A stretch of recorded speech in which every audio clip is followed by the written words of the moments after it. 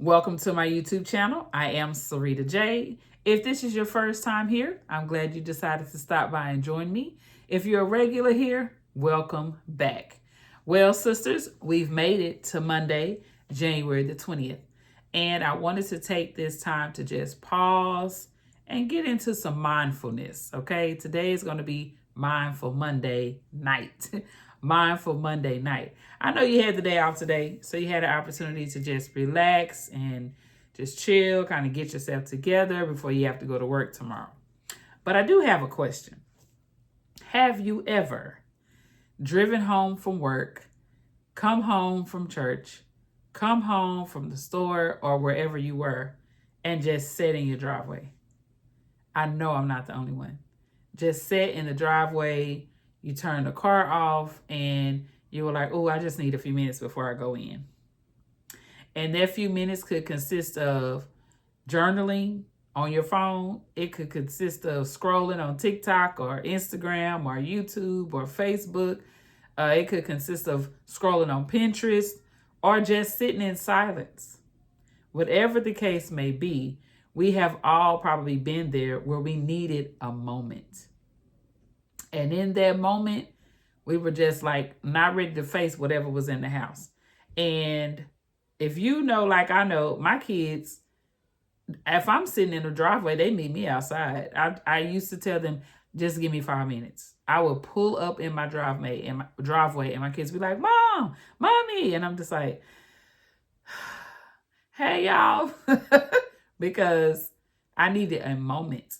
I remember when my children were younger and I was working full time.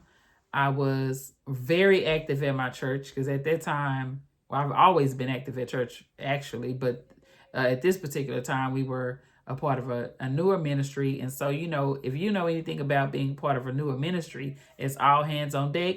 Everybody's involved. We're doing everything, all the things. And so I remember being exhausted and not feeling like I had enough time to do anything. And so mindfulness was not even a thing at that time. I still, and I'll talk about it later, but I still journaled.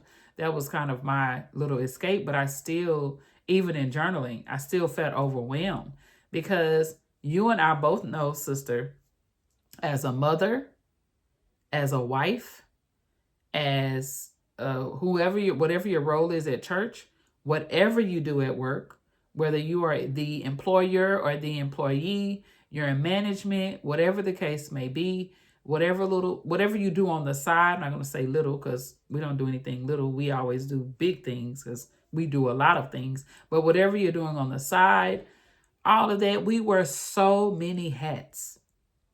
And we get burnt out and we get frustrated and we get tired.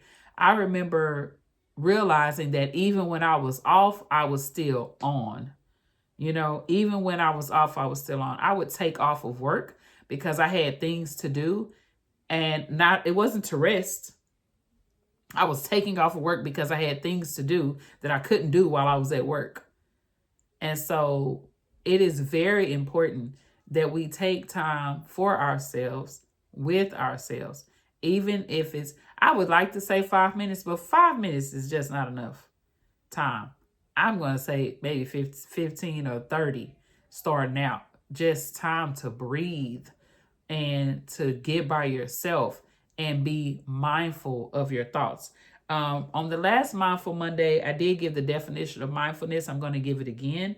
Mindfulness is a practice that involves being aware of your current thoughts, feelings, and sensations without judgment. So when you're sitting in the front of your house, you're just sitting there. You're not judging how you feel. You're just sitting there and you just relaxing. Just relaxing. I had to learn how to take deep breaths. Just relaxing. There's also this, it's a body, a way I could put my body in a particular position where I put my legs all the way up against the wall, where my butt is like touching the wall and my legs are up, and then I put my hands over my head. That is a very relaxing and calming position to be in. It lowers your heart rate. It helps you really relax and calm down. I've had to do that several times just to relax, just to kind of, calm down and get myself together. And one thing I know that stress will do, because stress is a very real thing. For me, when I was extremely stressed out, I was emotionally eating. Like, I'll talk about it more in depth later, but I was emotionally eating and I was finding comfort in food.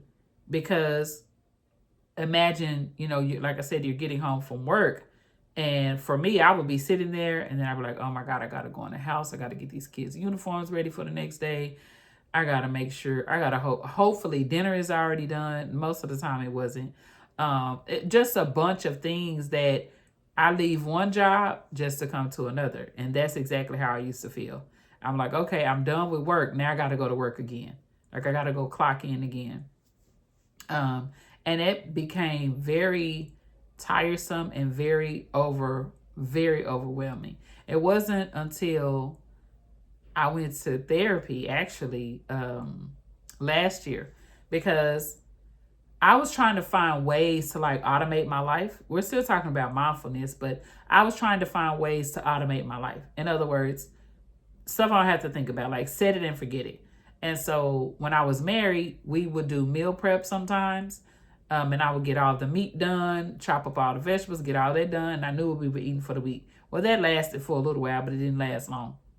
And then I started trying to figure out, okay, I don't know about you, but my laundry seems to multiply by 13. And it's only 5 of us in the house now. It used to be 6, and then it used to multiply by 20. But now it's multiplying by 13. But I followed this lady on YouTube. I can't think of her name, but she had like 6 or 7 kids. And she said, I don't do my kids' laundry. Like, I don't fold their laundry. They do it themselves. And so she takes you through her house and shows you like her laundry setup and everything she has done. So everybody has their own basket, and she has a laundry chute in her house. So the kids are upstairs. They would have to send their clothes downstairs. So they would go into a basket. And if I'm not mistaken, she would put them in their basket, or they would have to bring her their basket, or whatever the case may be. But everybody had a basket. If they didn't send their clothes didn't get washed. Like, this is how she was. And so when I realized, like, okay, so everybody needs a basket. Okay. So I got everybody a basket. I labeled everybody's basket. And what I would wash the clothes and then sort them and then give everybody their clothes, except for my little kids. So I have little children. And it wasn't until I went to therapy that my therapist said, girl, let those kids fold their clothes. She was like, you don't have to fold them clothes. Let them get she said, do they already have a basket with the name on it? Because I was telling her about that. She said, let them kids fold their own clothes. She said, make it exciting. Let them do it themselves. Let me tell you something. Since I did that, I don't fold their clothes at all. Here are your hangers and here are your clothes. Here's your laundry. Go do your laundry. The only thing I fold now are my clothes, the towels, and the sheets. That's it. My daughters, they do their own laundry. I don't do that. They wash their clothes, they dry their clothes, and they put their clothes up. Me and the little kids, that's it. I wash the little kids' clothes, and the little kids put their clothes in their dresser drawer and in their closet.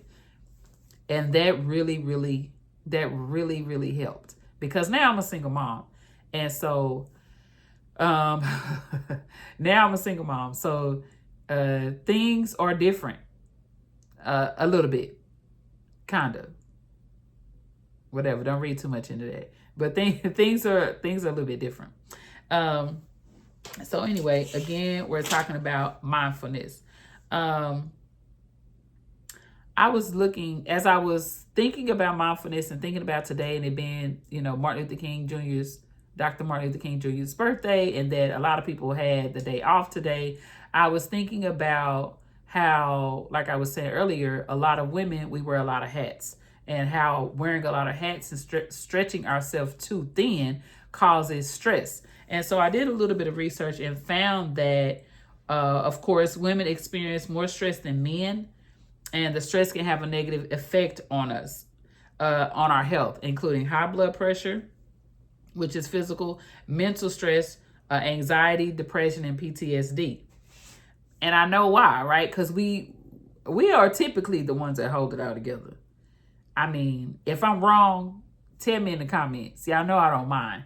But we usually the woman, we're doing the things. This is no bash on a man or nothing like that, but we do a lot. We do a lot. We're mothers, we're nurses, we're teachers, we are the accountants, like, because we paying all the bills of the house, like we the house CFO, you know, we're cleaning, we're doing all these things. And by the time we go to bed, it's like, oh, you know, by the time we get a moment just to ourselves or just to breathe, we're like, oh my goodness, okay, now I got to go do something else. And I don't know about you, but it takes a lot. It takes a lot for me to wind down. And a few years ago, I had a night routine. Like I had a whole night routine. My kids would be in the bed at a certain time, and I had a night routine, and I had all my like body scrubs and my candles and all my stuff. And this is what I was doing for me at night, every night, winding down and like reading a book and getting ready to go to bed. I'm talking to you about mindfulness, but I'm also talking to myself about mindfulness because I have gotten a little off kilter with my night routine. But I'm getting back on it. I'm getting things adjusted in my life to get back on it. But having a night routine will also help with mindfulness, because sometimes if you journal, which is a great way to help with mindfulness and relieve stress, some people journal in the morning, some people journal at night. I typically journal throughout the day. It just depends on what's going on. But at night, I journal just to kind of do a brain dump of everything that happened for the day.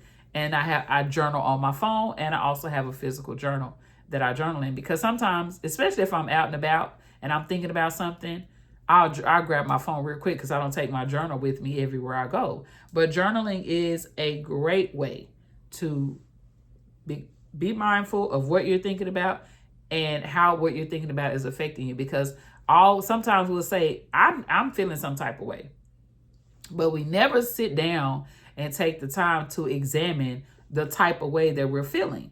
And journaling can help you do that. And I just write. I write and write and write and write and write until I got it. I feel like I got it all out.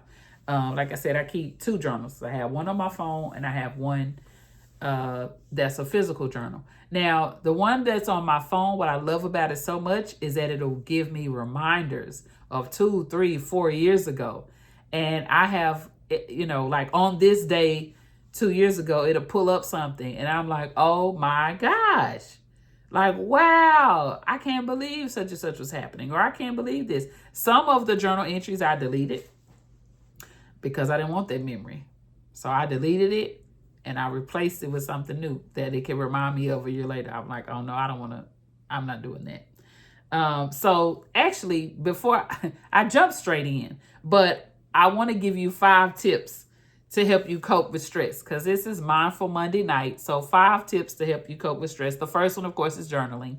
I talked about that. The second one I said, don't pay me. We're not going to talk about numbers, okay? Journaling, establishing a night routine. The next one is go for a walk. So I know if you're in Texas like me, it's cold. And I'm not a diehard, I'm just going to go walk even though it's cold outside type of person. I haven't been blessed with that type of stamina. Okay, it's cold outside. Us Texans, normally, we don't like it when it's cold. Okay, we like it when it's hot. And well, we don't like it when it's hot, but we only have hot or cold. We typically prefer the first one. The cold, it'd be too much. It's too much for us. We can't take it. So needless, I'm not going out and outside to walk. I will go to the mall and walk around. I'll go to the flea market and walk around. I'll go to the thrift store and walk around. But I won't be found outside in the cold walking around unless I'm walking from my car into a building, okay? But if you go for a walk, it can increase your mood and it increase your endorphins. And endorphins are a natural chemical that's produced in the brain, acting as a pain reliever and mood booster. I have worked out before very, very hard and felt very, very great after it was over. Extremely happy that I burned some calories and felt really good. Get some rest. This goes back to having a night routine. Get some rest. And a lot of us sometimes may be in the bed, but we're not resting because we can't turn our brain off. I'm not a proponent for a person that, promotes taking pills and all that kind of stuff. But if you need to take some melatonin to help you get some rest, you do whatever it is you need to do. If you need to drink some sleepy time tea to help you get some rest, do whatever you need to do. And I would suggest drinking it maybe 30 minutes to an hour before you have to go to sleep. That way you already have your, you've done your night routine and your body is now calming down. I don't know what's been going on with me lately. Somebody said it was perimenopause. I'm just going to be in denial a little bit about that. Because I was on Threads on Instagram, and there was a post where a lady was saying, where are all my ladies that are in their 40s and not able to go to sleep? Like, you're just up. And that would be your girl, okay? And so it was so many people in the comments talking about how they're up, they can't go to sleep, they're up at 2, they're up at 3, then they got to get up and go to work. I don't know what's going on, but I'm being honest with you. Have I been trying to be mindful? Yes, I have. But your girl has been struggling to get to sleep on time. I don't know what's going on. They say it's perimenopause where you have insomnia. I guess. I don't know. I think my mama did it to me because she's a night out. I don't know. So anyway, if you know anything about perimenopause and you come across this video, please let me know in the comments whether or not I'm on or off with what I'm saying. All right. The next thing you need to do is eat healthy. Hello? Let's eat healthy. That means get your fruit, get your vegetables, get your water, get some juices flowing in you, some fresh fruit, some fresh vegetables. I don't have much to say in this area, okay? Because I am on again and off again with that. And for the most part, I do my best to eat healthy. What do I mean by that? I do my best to eat fresh fruit and fresh vegetables. I do juice. I do make smoothies, but there are times when I want a slice of pizza. There are times when I want some fried chicken. I don't eat it every day, but there are times when I want that, okay? So I don't have much to say about that. There are some times when I want sweets, and when I want them, I eat them. So we all know what it means to eat healthy, okay? We know what it means to eat healthy. We know what it means to drink your water. We know what it means to do your best to be carb smart. I'm not going to say try. Do your best to be carb smart. Lay off the fried food as much as possible. Watch your salt intake. Make sure that, you're not putting things in your body that's bothering you. Like for those of us that know we can't do dairy like that, yeah, we just need to, we don't have to take the lactose pills. We just need to probably not have the milk, not have the cheese. But we're all a work in progress, aren't we? Yes. We're all a work in progress. We're moving on. All right. So hopefully I named 5 things. I think I did. I think I named 5 things. Journaling, going for a walk, establishing a night routine, getting some rest, and eating healthy. Yes, that's 5. So I just wanted to let you know that you are not alone in this journey that you're on. I know we're still in January, and for some people, January has maybe already been overwhelming because it just may have been overwhelming. You may have carried some things over that you wanted to leave in 2024, but it came right on over with you, and that's okay. It's okay to not be okay. We're here. I am here for you to, because I get it. I have a lot of stories. I'm not old, but I have a lot of stories because I've gone through a lot of things. So I understand being a mother. I understand how it feels to be a wife, a mother, a sister, a friend, someone that's busy at work, someone that's busy in ministry. I know what that feels like. I know what burnout feels like. I know what it feels like to be on autopilot, just like you can't get a break. I know what it feels like to lay down and feel like you didn't even get any sleep and you woke up. I know what it feels like to have headaches for days because you can't sleep, or you're dehydrated, or you're running around like a chicken with your head cut off. I know what it feels like to go to work stressed out, come home stressed out, go to church stressed out, go to sleep stressed out, and stay in that cycle. I know exactly what that feels like and what it looks like. But there is hope, right? There is hope. It's not a one and done. And what we have to do is we have to make conscious efforts to be intentional. So one of my goals for 2025 is to be intentional and to take the limits off. Be intentional and take the limits off. Okay. There's nothing that God can't do. There's nothing that he cannot do. And we have to trust that he's limitless. All right. There are no limits on him. And so we really have to get mindful, sit down, have an attitude of gratitude. I have these on my desk. So this is a little jar, and all of these little sticky notes in here are when I have written down what I'm grateful for. I have another one. I have this one too. But just get a jar and just start writing down what you're grateful for. And then come back and read it. I'm going to start one of these with my kids because I am homeschooling my kids. But I'm going to start one of these with my kids and have them every day write down what they're grateful for. If you can create mindfulness, what am I trying to say? A part of your night routine or your morning routine or whatever, create within that a mindfulness moment where you calm down, you breathe, you're embracing the day, or you've embraced the day and now it's time to just kind of woosah and relax, right? And grab you a sticky note or index card, get you a jar from Dollar Tree or wherever, and just start writing. I'm grateful. I'm grateful for my life. I'm grateful for my health. I'm grateful for my strength. I'm grateful for my family. I'm grateful that I have a roof over my head. However many, 3 to 5 is, I think is like what they suggest, like every day, like 3 to 5 things that you're grateful for. That will help, because the more I pay attention and focus on what I'm grateful for, it doesn't fully take the stress away, but it does help me get through my day. I remember, and I'll tell y'all the story later, but I remember being so stressed out, so full of anxiety, so full of fear, just weeping and wailing, okay? And needing to find just this place of peace. And I found it being mindful. I found it being grateful for all the things that I have and all the things that I wanted, and being grateful for some things I didn't have, some things I didn't need to have. I was grateful for doors that did close and extremely happy for the ones that opened.